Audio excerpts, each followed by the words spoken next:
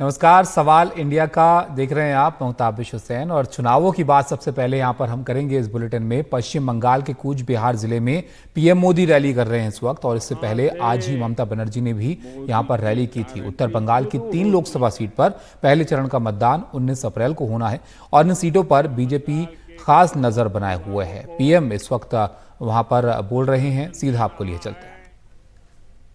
मोदी ने इसकी गारंटी दी थी। यहां बंगाल के करीब 40 लाख गरीबों को पक्का घर मिला है, क्योंकि मोदी ने इसकी गारंटी दी थी। पश्चिम बंगाल के करोड़ों परिवारों को पहली बार टॉयलेट मिला, बिजली मिली, गैस मिला, नल से जल कनेक्शन पहुंचा, क्योंकि ये मोदी की गारंटी थी। यहां बंगाल के किसानों के खातों में हमने पीएम किसान सम्मान निधि के 8,500 करोड़ रुपए सीधे भेजे, क्योंकि ये मोदी की गारंटी थी। और साथियों, 10 साल में जो विकास हुआ, बहुत बड़ी लंबी लिस्ट है। हिंदुस्तान के हर इलाके में हुआ, हिंदुस्तान के हर परिवार तक पहुंचा। बहुत कुछ हुआ है, लेकिन आप याद रखिए, ये जो 10 साल में हुआ है ना, 10 साल में जो विकास हुआ है ना, वो तो सिर्फ ट्रेलर है, ट्रेलर।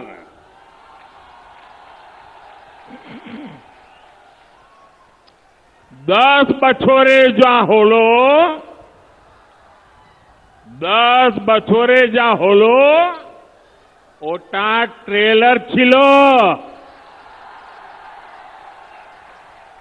अभी तो मुझे बहुत करना है। अभी तो हमें देश को बहुत आगे लेकर जाना है। अभी तो हमें पश्चिम बंगाल को बहुत आगे ले जाना है। मेरे विरोधी कहते हैं मोदी का कोई परिवार नहीं है। अरे मोदी के लिए तो मेरा भारत मेरा परिवार है। मेरा भारत मेरा परिवार है। आप मुझे बताइए, आप भी मेरा परिवार है कि नहीं है? आप भी मेरा परिवार है कि नहीं है? आमार भारत आमार परिवार। भाई और बहनों, बंगाल के विकास के लिए यहां बीजेपी का मजबूत होना बहुत जरूरी है। बीजेपी ही है जो यहां माताओं बहनों पर होने वाले अत्याचार को रोक सकती है। पूरे बंगाल ने, पूरे देश ने देखा है कि कैसे टीएमसी सरकार ने संदेश खाली के गुनहगारों को बचाने के लिए पूरी ताकत लगा दी। संदेश खाली की महिलाओं के साथ जो हुआ, वो टीएमसी के अत्याचार की पराकाष्ठा थी। अब बीजेपी ने संकल्प लिया है कि वो संदेश खाली के दोषियों को सजा दिलवा कर ही रहेगा। उन्हें जिंदगी जेल में ही काटनी पड़ेगी। इसलिए यहां हर बूथ पर कमल छाप पर वोट पड़ना जरूरी है। साथियों, नारी सशक्तिकरण ये बीजेपी की प्राथमिकता है। यहां पश्चिम बंगाल के गांव-गांव में लाखों बहनें सहायता समूहों से जुड़ी है। अब मोदी ने 3 करोड़ बहनों को, मेरी माताएं बहनें सुनिए, मोदी ने गारंटी दी है 3 करोड़ बहनों को लखपति दीदी बनाने की मेरी गारंटी है। मैं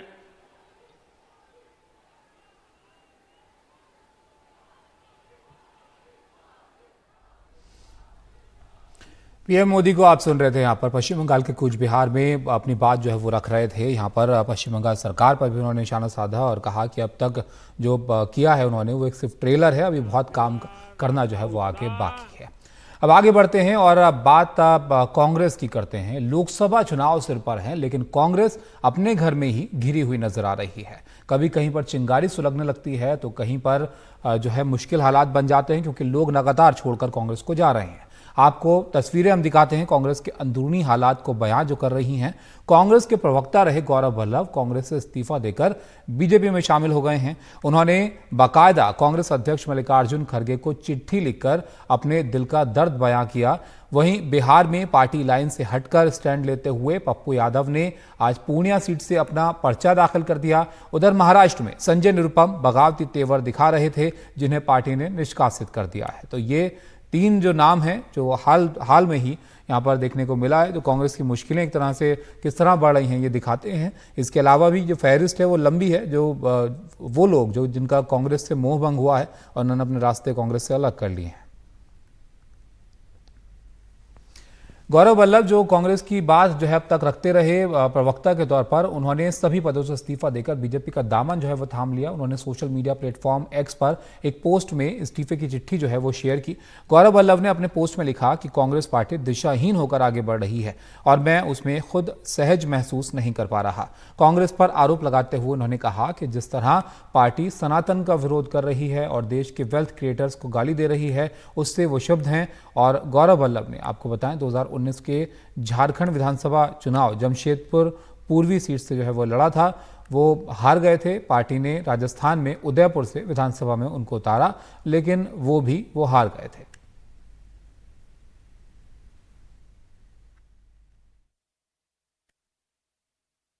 मेरा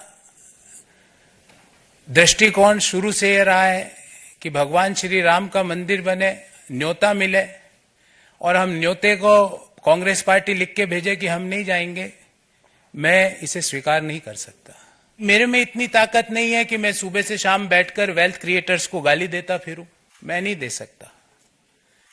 मेरे में इतनी ताकत नहीं है कि जब सनातन धर्म के ऊपर सवाल उठाए और मैं चुपचाप बैठ जाऊं, मेरे से नहीं होगा। कांग्रेस पार्टी के नेताओं ने, कांग्रेस पार्टी के जो अलायंस पार्टनर्स हैं, उन्होंने सनातन धर्म के ऊपर बड़े बड़े प्रश्न उठाए, क्यों उसका जवाब नहीं दिया गया? मैं नीतियों पे आधारित काम करता हूं, नीतियों के आधार पे अपने निर्णय लेता हूं। अर्थशास्त्र का विद्यार्थी हूं। हम कांग्रेस पार्टी आज उन नीतियों का विरोध कर रही है जो नीतियां कांग्रेस की सरकार ने चलाई थी। वैश्वीकरण, निजीकरण,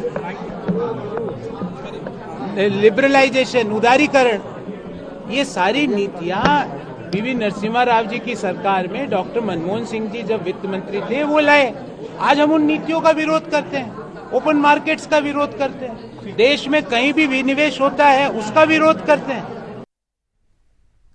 तो आपने सुना पर गौरव वल्लभ जो अपनी बात यहाँ पर रख रहे थे बीजेपी ज्वाइन करने के बाद। हमारे सहयोगी वेदांत अग्रवाल ने उनसे बात की, क्या उनका कहना था वो भी आप देखिए। Last time के दिल्ली विधानसभा चुनाव मुझे याद है, you had very vociferously sort of defended the Congress and you're also sort of against the Aam Aadmi Party, who were one of the Congress's main faces. How do you see what's playing out in the national capital and how do you see the alliance between the Aam Aadmi Party? I told you, I repeat, कलयुग का सबसे बड़ा भ्रष्टाचारी अरविंद केजरीवाल है। जैसे इस युग में उससे बड़ा भ्रष्टाचारी नहीं हो सकता। बिकॉज कोई चोर अगर आके चोरी करता है तो उससे तो एक्सपेक्टेड था। ये तो क्या क्या बातें करके आया, मैं वो बोलना नहीं चाहता। अननेसेसरी आपकी टीआरपी उसको क्यों दूं जो वो चाहता है। So I want to tell you that Kalyug का सबसे बड़ा करप्ट पर्सन के साथ आप खड़े हो, उसके साथ आप भाषण दे रहे हो। तो ये भी कहीं ना कहीं एक स्टिकिंग पॉइंट था कांग्रेस अलायंस विद द आम आदमी पार्टी। मेरे को नहीं पता क्या कारण होंगे, और मेरे को पता भी होगा तो मैं अब कांग्रेस में जो इंटरनल बातें हैं वो मैं आपके सामने नहीं रखूंगा, ये मेरे संस्कार नहीं है। पर वेल्थ क्रिएटर्स को अब्यूज करना, सनातन धर्म के बारे में गालियां दे, वहाँ पे मौन स्वीकृति दे दो। आपने कभी ऐसा देखा मैं आपके घर पे कोई कार्ड लेके आऊं, आप मेरे को ये लिख के दोगे नहीं आऊंगा आपके यहाँ? अरे व्हाट इज दिस?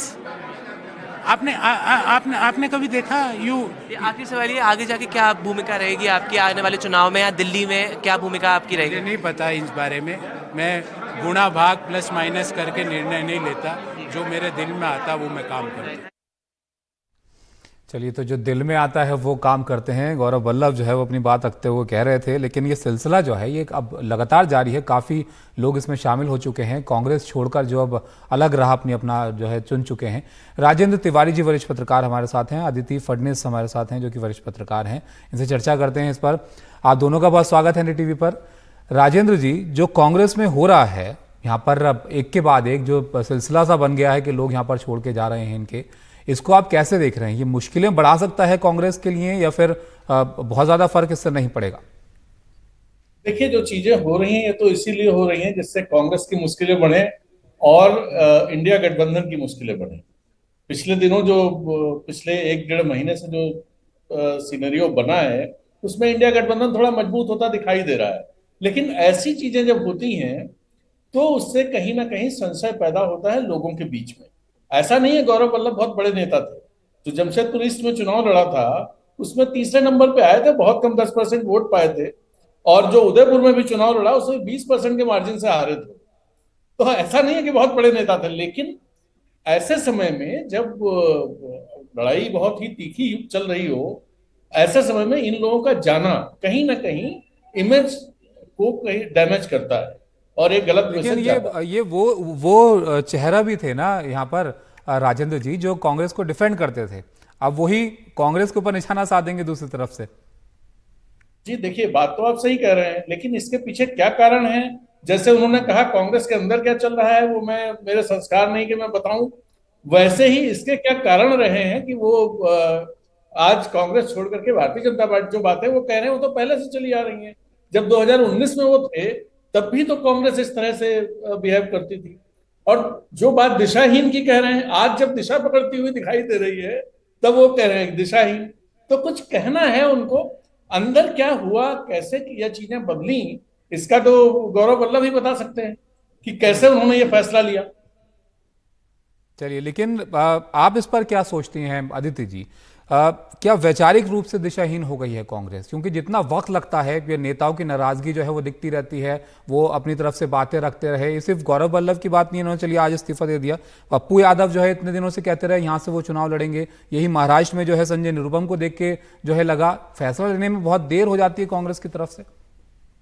देखिए, मेरे ख्याल से दिशाहीन हो रही है या नहीं ये तो कल पता लग जाएगा, क्योंकि कल शायद घोषणा पत्र वो लोग अनाउंस करेंगे।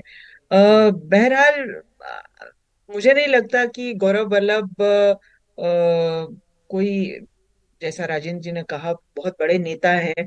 और इस पूरे इस पूरे प्रकरण का ये जो लाइन लगी है लोगों की जो कि भाजपा ज्वाइन कर रहे हैं, इससे एक तरह से डिमोरलाइजिंग इफेक्ट पड़ेगा। लेकिन जमीन पर कोई बहुत ज्यादा अंतर होगा मुझे नहीं लगता। तो ठीक है, अगर मोराल डाउन होता है कांग्रेस का तो फिर कांग्रेस उतनी ही अशक्त है जितना हम सोच रहे हैं। लेकिन अगर मोराल अपना डाउन नहीं करने देती है कांग्रेस, तो फिर हो सकता है कि मैदान में अभी है वो। और जैसा पीएम ने कहा कि एक एक को साफ करेंगे, तो कांग्रेस भी एक एक को, जब जब इस स्थिति में होगी तो वो भी देख रही है कि किसको किसको साफ करना है। लेकिन इस पर आप क्या सोचती हैं अदिति जी, जैसे कि यहाँ पर विजेंद्र सिंह जो है उनको देखा कि एक रात पहले जो है ट्वीट रीट्वीट करते हैं, अगले दिन जो है वो पार्टी जो है बदल लेते हैं। वैसे ही जो पप्पू यादव हैं उन्होंने तो अपनी पार्टी मर्ज करा ली, उसके बाद भी वो यही कह रहे हैं कि वो वहीं से चुनाव लड़ेंगे, वो तो अपनी बात पे यहाँ पर कायम थे। तो कांग्रेस इसमें क्या कर रही है? उनके नेताओं की बात वो सुन नहीं पा रहे हैं, या ये कोई एक तरह का कम्युनिकेशन गैप सा हो रहा है? ये किस तरह से आप इसको देख रहे हैं? मुझे नहीं लगता किसी तरह का कम्युनिकेशन गैप है। कांग्रेस को अच्छी तरह मालूम है कि क्या होने वाला है। जब मिलिंद देवरा गए थे तो उनसे बार बार पूछा जयराम रमेश ने कि are you ready to swing, are you swinging, और उन्होंने कहा no no no, I am not. बहरहाल मतलब सबको अपना इंटरेस्ट देखना पड़ता है, सबको मालूम है कि कहाँ कौन सी जीतने वाली साइड है और कौन सी हारने वाली साइड है। तो इस पे मुलम्मा चढ़ाना कि हम कांग्रेस दिशाहीन हो गई है और इसकी वजह से हम जा रहे हैं, या कांग्रेस ने अपने पुराने कमिटमेंट्स को छोड़ दिया है, मेरे ख्याल से ये थोड़ा सा अति होगी। अ, ऐसा नहीं है। और कल जो मैनिफेस्टो होगा, जो घोषणा जी करेंगे वो, उसमें पता लग जाएगा।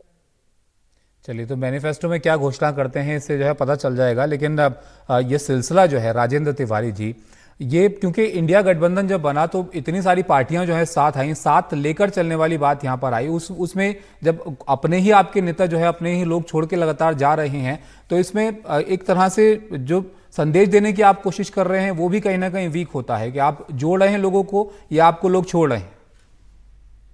नहीं, देखिए, जो जाने वाले लोग हैं उनमें नीतीश कुमार और जयंत चौधरी दो प्रमुख लोग हैं। नीतीश कुमार का जाना थोड़ा इम्पोर्टेंट था, इस वजह से इम्पोर्टेंट था क्योंकि उन्होंने इस गठबंधन की शुरुआत की थी, नींव रखी थी, लोगों से बात की थी।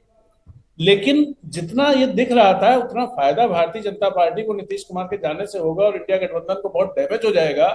वो उनके जाने के बाद उस तरह की चीजें दिखाई नहीं दी, और ना ये दिखा कि भारतीय जनता पार्टी को खास फायदा हो रहा है। वही चीज जयंत चौधरी की हुई।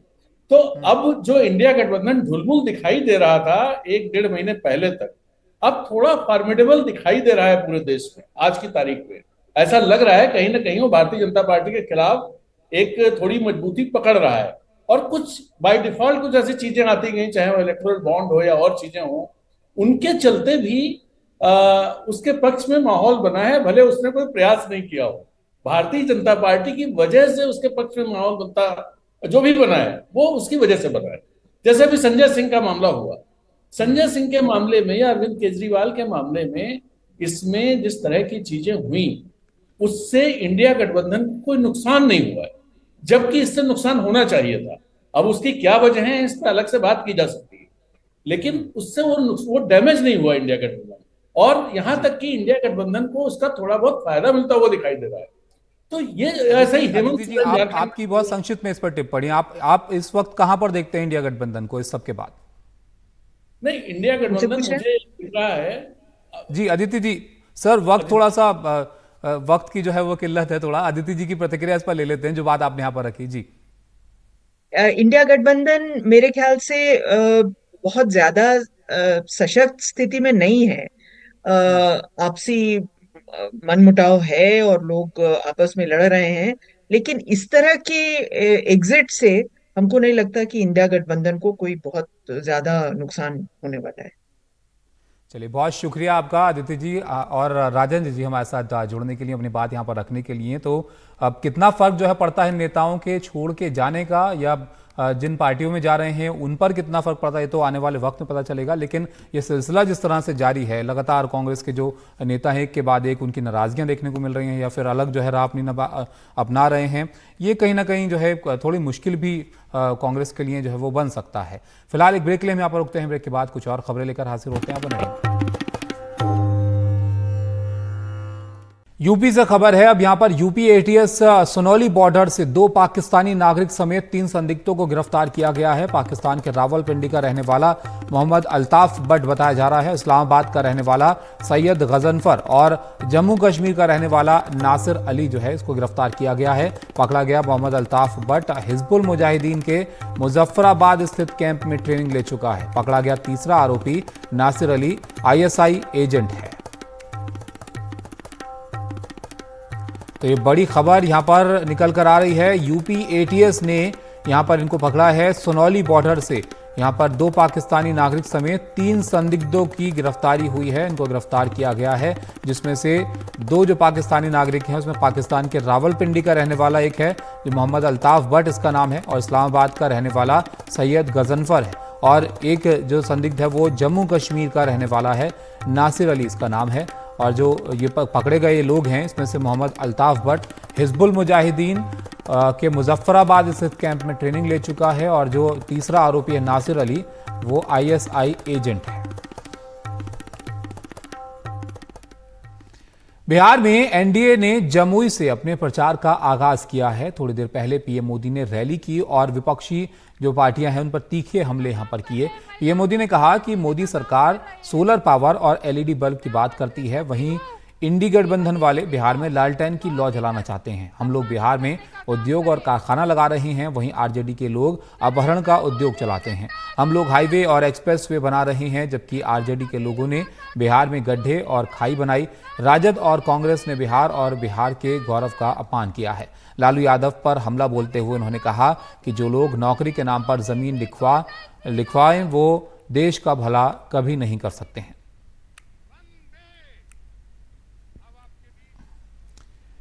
नीतीश कुमार और चिराग पासवान के रिश्ते सुधरने लगे हैं। जमुई की रैली में चिराग पासवान ने नीतीश कुमार के पांव छूकर आशीर्वाद लिया। कुछ दिनों पहले तक वो सबसे ज्यादा हमलावर नीतीश कुमार पर ही रहे हैं।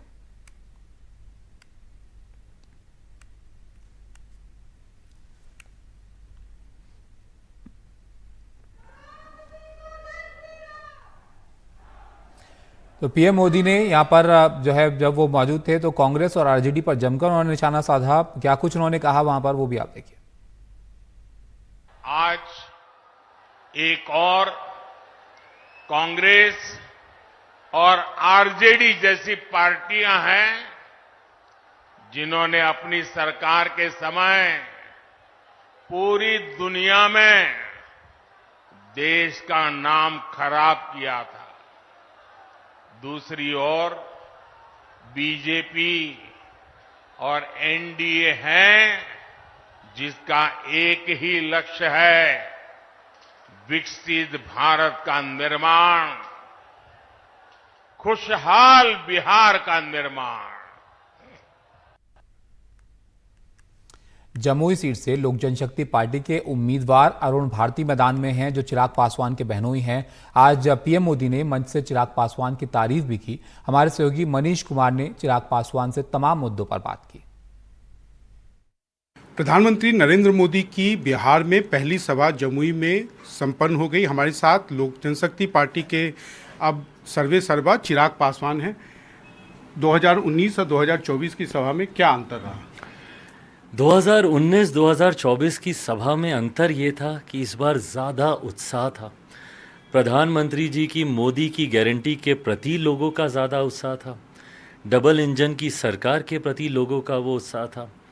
और ओवरऑल प्रधानमंत्री जी का जो पिछले 10 साल का कार्यकाल रहा, जिसमें जो बातें उन्होंने कही उन बातों पर खरा उतरना, सीधा लोगों तक जो सुविधाएं पहुंचाने का कार्य प्रधानमंत्री जी हमारी केंद्र की सरकार के द्वारा किया गया। और साथ में चिराग पासवान जमुई से हूं, तो जिस तरीके से 10 साल में मेरा कार्यकाल रहा, जमुई की जनता की अपेक्षाओं पे खरा उतरना, जमुई को आकांक्षी जिलों की एस्पिरेशनल डिस्ट्रिक्ट्स की सूची में पहले नंबर पर लेकर जाना, जो कि नीति आयोग भी इस बात की गवाही देता है। बिहार फर्स्ट, बिहारी फर्स्ट पर लोगों का बढ़ता विश्वास, इन तमाम चीज़ों को समाहित कर मैं मानता हूं कि आज की सभा ज़्यादा उत्साह से बड़ी हुई और भीड़ आपने देखी ही। ये माना जाए कि जो आपकी पार्टी में विभाजन हुआ, जिसमें जेडीयू बीजेपी के लोगों की भूमिका थी, वो सारा बिटरनेस आप भूल चुके हैं? बात बिटरनेस भूलने की नहीं है, बात प्राथमिकताओं को तय करने की। और मुझे लगता है राजनीति में प्रायोरिटाइज करना बहुत ज़रूरी है। आज की तारीख में मनीष भाई, जब हम लोग बड़े लक्ष्य की ओर अग्रसर हो रहे हैं, जब देश भर में 400 पार, जिसमें बिहार की 40 सीटों का एक महत्वपूर्ण योगदान होना है, ऐसे में बहुत बड़ी भूल हम लोग करेंगे कि कोई भी गठबंधन में दो घटक दल आपस में उलझ जाएं। उसका नुकसान गठबंधन को होगा, लाभ विपक्ष लेकर जाएगा। आज की तारीख में मुझे लगता है मेरे मुख्यमंत्री भी इस बात को लेकर बहुत क्लियर है, मेरी पार्टी इस बात को लेकर बहुत क्लियर है कि हम लोग बड़े लक्ष्य की ओर अग्रसर हो रहे हैं। प्रधानमंत्री जी को प्रधानमंत्री बनाने के लिए ये गठबंधन पांचों दल का इतना मजबूत होकर हम लोग एक साथ एक मंच पर आए हैं और उसी दिशा में हम लोग कार्य कर रहे हैं। अरुण भारती जी को आपने उम्मीदवार बनाया, चाचा आपके जो है अभी भी एनडीए में हैं, कह रहे हैं कि हाजीपुर जाएंगे, आपको उससे कोई आपत्ति? नहीं, मुझे क्या आपत्ति है, बल्कि वो क्यों अलग हुए मुझे तो ये भी नहीं समझ में आया। मुझे तो पहले ये भी नहीं समझ में आया भाई कि वो परिवार से क्यों अलग हुए, वो उन्होंने मुझे मेरी पार्टी से मुझे क्यों निकाला। मुझे उस वक्त भी ये बातें समझ में नहीं आई। मुझे ये भी नहीं समझ में आया कि कुछ दिन पहले क्यों आनन फानन में प्रेस कॉन्फ्रेंस करके आपने केंद्रीय मंत्री पद से आपने इस्तीफा दे दिया। ज़रूरत नहीं है इन सारी चीज़ों की। अब आज जब आपने अलग अलग दरवाजे नॉक किए, संभवतः शायद कहीं से रिस्पांस नहीं मिला या जो भी रहा हो, मुझे नहीं पता, बट आज जब वो वापस गठबंधन में आए हैं, ये अच्छी बात है। जितने ज़्यादा लोग होंगे उतना गठबंधन को बल मिलेगा। आप चाहेंगे कि हाजीपुर में प्रचार करें आपके लिए? मुझे लगता है मेरे नेता, मेरे पिता आदरणीय रामविलास पासवान जी, उनके सिखाए हुए विचार, उनके सिखाए हुए सिद्धांत, मेरे प्रधानमंत्री जी की गारंटी, मेरे मुख्यमंत्री जी का साथ, बाकी दोनों दल के नेताओं की मजबूती, उपेंद्र कुशवाहा जी हों, मांझी जी हों, हम सब मिलकर अच्छे से प्रचार करेंगे। धन्यवाद। उत्तर प्रदेश की मथुरा सीट से सांसद हेमा मालिनी ने आज अपना पर्चा जो है वो भर दिया है। नामांकन से पहले उन्होंने कहा कि तीसरी बार मथुरा के लोगों की सेवा करने का मौका मिलने जा रहा है। इससे मैं बहुत खुश हूं। अगले कार्यकाल में वो उन कामों को पूरा करेंगी जो पिछले कार्यकाल में पूरे नहीं हो सके हैं। मेरे साथ में हेमा मालिनी जी हैं। अभी अभी योगी आदित्यनाथ जी की जो है वो सभा खत्म हुई है। मैम, यमुना शुद्धि की बात आपने आज काफी बढ़ चढ़ के की है, क्या मैम प्लान है आपके?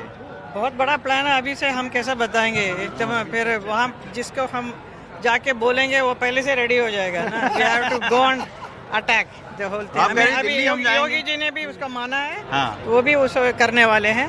एक्चुअली 80% जो यमुना का जो अच्छी पानी जो है वो यहाँ पे आता ही नहीं। सर, हम नाला का पानी दिल्ली से आता है, तो हम लोग नाला को कितना झेलेंगे। तो यही प्रॉब्लम ये है ना, ये यहाँ का प्रॉब्लम नहीं है, ये दिल्ली से आ रहा है। वो मैं हमेशा बोल चुकी हूँ सब लोगों को, लेकिन बेचारे ये लोग बोलते हैं नहीं आप यमुना को शुद्धि करो। यहाँ लोकल में नहीं होने वाली है, उधर से करना पड़ेगा। सब थोड़ा दबाव डालेंगे वहाँ पे तो जरूर होगा। अच्छा मैम, इस बार के चुनाव में बड़े बड़े दिग्गजों के टिकट कट गए, वीके सिंह जी का टिकट कट गया, आपका जो है तीसरी बार आप यहाँ से आपको लड़वाया गया। अभी भगवान कृष्ण की लीला है ये। मेरा कुछ नहीं। अच्छा मैम, अभी I have done good work for the last 10 years। मैंने काफी काम किया है, सिंसियरली किया है। ऐसे हेरा फेरी कुछ नहीं है। Straight from my heart I have worked and I am very fond of this place. I want to do my best for this place. तो इसलिए मैं कर रही हूँ। तो Yogi ji and also if I am fit enough, active I am, तो I can do my work. अच्छा ma'am, अभी कांग्रेस के भी नेताओं ने एक बड़ा भद्दा सा बयान दिया है। क्या बयान दिया आज तक किसी को, मुझे भी मालूम है, किसी को मालूम नहीं, लेकिन बयान दिया। क्या बयान दिया? नहीं, वो बयान इतना वो था कि हम लोग भी नहीं बता सकते आपको कि क्या उन्होंने उस तरीके का। और खुद अभी योगी जी ने भी कहा कि मातृत्व शक्ति का मतलब अपमान नहीं करना चाहिए, ये कला की धरती है। यस, हाँ, तो अभी आप ही ने बोल दिया ना, मेरा आंसर तो आपने कर दिया। अच्छा मैं, ये जो है हेमा मालिनी जी हैं जो कि कह रही हैं कि इस बार यमुना का जो शुद्धिकरण है वो एक बहुत बड़ा मुद्दा है। अभी खुद योगी आदित्यनाथ ने भी उठाया कि इस बार जो है वो यमुना की सफाई जो है वो एक यहाँ का बड़ा मुद्दा है। उन्होंने ये भी कहा कि जो बयान दिया कांग्रेस के लोगों ने उस पर वो कुछ नहीं कहना चाहती हैं, वो विपक्षी पार्टी है, इस तरीके के बयान वो देते रहते हैं। मथुरा से संजय कौशिक के साथ रवीश रंजन शुक्ला, एनडीटीवी इंडिया। बिहार के पूर्णिया से पप्पू यादव को लेकर बड़ी खबर यह आई कि कांग्रेस नेता पप्पू यादव ने पार्टी के फैसले के खिलाफ जाकर यहां पर लोकसभा चुनाव के लिए आज अपना पर्चा जो है वो भर दिया। उन्होंने निर्दलीय उम्मीदवार के तौर पर नामांकन यहां से दाखिल किया है। आपको बता दें कि बिहार महागठबंधन में सीट शेयरिंग के तहत पूर्णिया सीट आरजेडी के खाते में गई है और इस सीट से पप्पू यादव कांग्रेस के टिकट पर चुनाव लड़ने का दावा करते रहे। इसके लिए अपनी पार्टी का विलय कर पप्पू यादव कांग्रेस में भी शामिल हो गए, लेकिन कांग्रेस से उन्हें टिकट नहीं मिल पाया और पूर्णिया सीट आरजेडी के खाते में चली गई।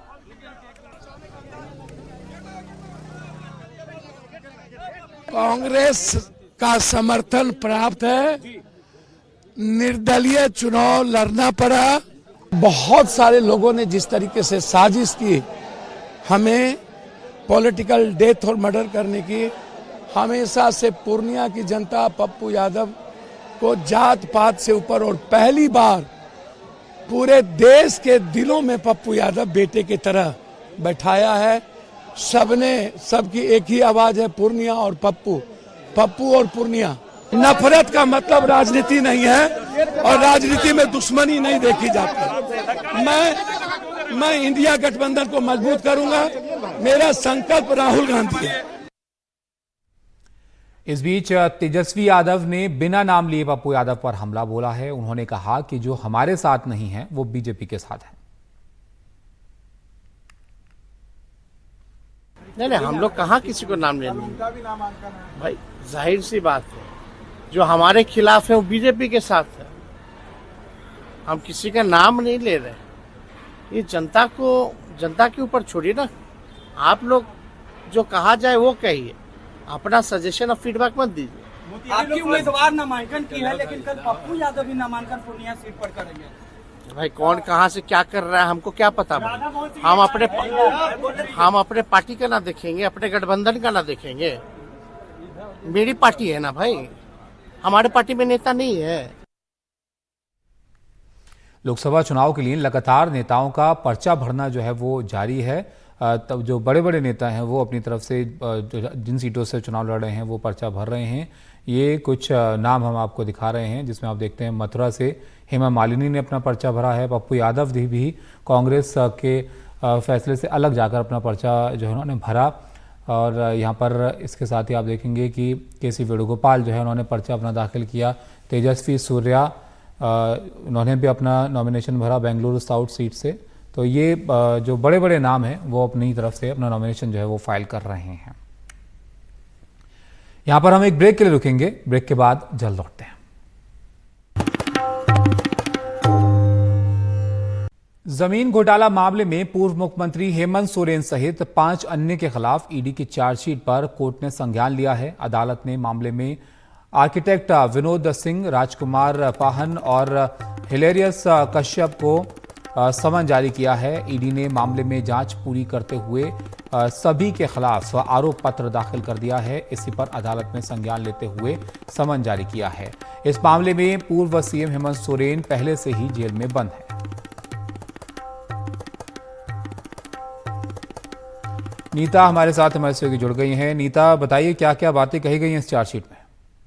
ये तीसरी चार्जशीट है जो फाइल की गई है इन्फोर्समेंट डायरेक्टरेट द्वारा। इसमें 4 आरोपियों के नाम लिए गए हैं, जैसा कि आप बता रहे थे, जिनमें एक former chief minister Hemant Soren है, दूसरे हैं भानु प्रताप प्रसाद। इन्फोर्समेंट डायरेक्टरेट के अनुसार ये एक प्रमुख रोल प्ले करते थे, क्योंकि ये जो हैं वो रेवेन्यू ऑफिशियल थे और custodian of all land records थे। ईडी का ये कहना है कि इनके जरिए ही जो लैंड माफिया ऑपरेट करता था रांची में या झारखंड में, वो इनके थ्रू ही ऑपरेट करता था, क्योंकि इनके जरिए सारी जो जानकारी है वो उन्हें मिल जाती थी, जिससे फर्जीवाड़ा जो है वो हो रहा था। यही वजह है कि ये दूसरे शख्स हैं जिनका नाम लिखा गया है। तीसरे हैं विनोद सिंह और फिर है कचप और राजकुमार पाहन। ये 4 लोग हैं जिनके खिलाफ चार्जशीट दायर की गई है। ये चार्जशीट 5500 पन्नों की है। इन्फोर्समेंट डायरेक्टरेट का कहना है कि जैसा विपक्ष आरोप लगाता रहता है कि इन्फोर्समेंट डायरेक्टरेट जो है वो टाइमलाइन के तहत काम नहीं करती है, उसका कहना है कि 1 महीने के अंदर हेमंत सोरेन को गिरफ्तार करने के बाद उन्होंने ये तीसरी चार्जशीट जो है वो कोर्ट में दायर कर दी है। पहली चार्जशीट उन्होंने 12 जून को दायर की थी 2023 में और दूसरी की थी 1 सितंबर 2023 में। ये तीसरी चार्जशीट है और इन्फोर्समेंट डायरेक्टरेट का कहना है कि 4 आरोपी हैं जिनका इसमें जिक्र किया गया है। ताबिश, बहुत शुक्रिया नीता आपका सब जानकारी के लिए। तो तीसरी चार्जशीट इस मामले में जो है वो दाखिल की गई है जिसमें 4 आरोपियों का जिक्र जो है वो किया गया है। जमीन घोटाले का ये मामला है जिसमें पूर्व मुख्यमंत्री हेमंत सोरेन सहित 5 अन्य के खिलाफ ईडी की चार्जशीट यहाँ पर ये कोर्ट में आई जिस पर कोर्ट ने संज्ञान लिया है।